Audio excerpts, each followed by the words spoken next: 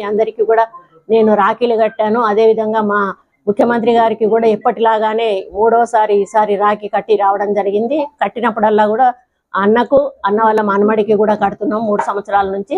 ఈ రోజు కూడా అన్నకి అన్న వాళ్ళ మనమడికి కూడా కట్టొచ్చాము. మేము చాలా ప్రశాంత వాతావరణంలో ఈరోజు సీఎం రేవంత్ రెడ్డి ఆశీర్వాదాలు కూడా ఆడపడుచులకు ఉండాలి అని ఆటోమేటిక్ గా ఆయన అందరూ లేదండి. అందులో కొండా సురేఖ అనేది సపరేట్ చేయకండి, కొండా సురేఖని సపరేట్ చేయకండి. నేను అందరి ఆడపడుచులు ఉంటాను. అందరి ఆడపడుచులు అంటే గ్రామీణ ప్రాంతం నుంచి మొదలు పెడితే పై వరకు అందరికీ ఆయన ఆశీర్వాదం ఉండాలని చెప్పి నేను కోరుకుంటా ఉన్నాను. రక్షాబంధన్ సందర్భంగా మీ అందరికీ శుభాకాంక్షలు తెలియజేస్తా ఉన్నాను.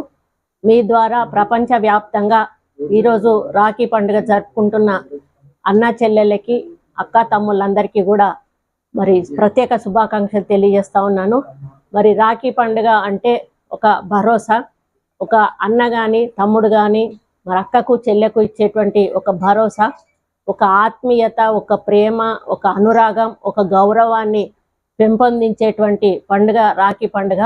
మరి తండ్రి ఒక అమ్మాయికి ముందు తండ్రి సపోర్ట్గా ఉంటాడు, కొంచెం పెద్ద అయినాక బ్రదర్స్ సపోర్ట్గా ఉంటారు, ఇంకా తర్వాత పెళ్ళైనాక భర్త సపోర్ట్గా ఉంటాడు, ఆ తర్వాత కొడుకు సపోర్ట్గా ఉంటాడు.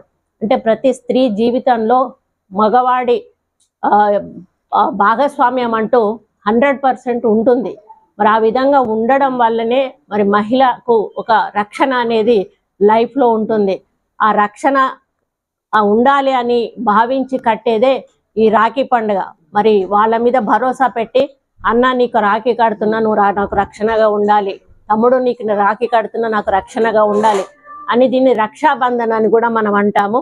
కాబట్టి ఈ యొక్క పండుగను జరుపుకుంటున్న ప్రపంచవ్యాప్తంగా జరుపుకుంటున్న అక్కలకు చెల్లెళ్లకు అన్నలకు తమ్ముళ్లకు అందరికీ కూడా ప్రత్యేక రాఖీ పండుగ శుభాకాంక్షలు తెలియజేస్తూ మరి రాఖీ పండుగ మీ జీవితాల్లో వెలుగులు నింపాలని, మీరందరూ కూడా ఆయురారోగ్యాలతో ఐశ్వర్యాలతో విలసిల్లాలని, ముఖ్యంగా మా తెలంగాణ రాష్ట్ర ప్రభుత్వం ముఖ్యమంత్రి రేవంత్ రెడ్డి గారికి కూడా నేను రాఖీ కట్టి రావడం జరిగింది.